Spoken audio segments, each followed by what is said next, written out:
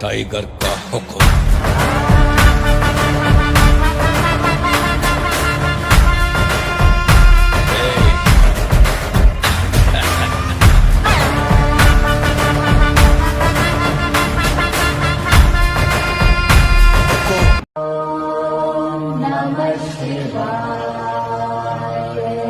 భూమండలం మొత్తం మీద ప్రతిరోజు ప్రదోష వేళలో శంకరుడు యొక్క పాద స్పర్శకి నోచుకునేటటువంటి ఒకే ఒక్క ప్రాంతం ఏది అంటే శ్రీశైల ప్రాంగణం.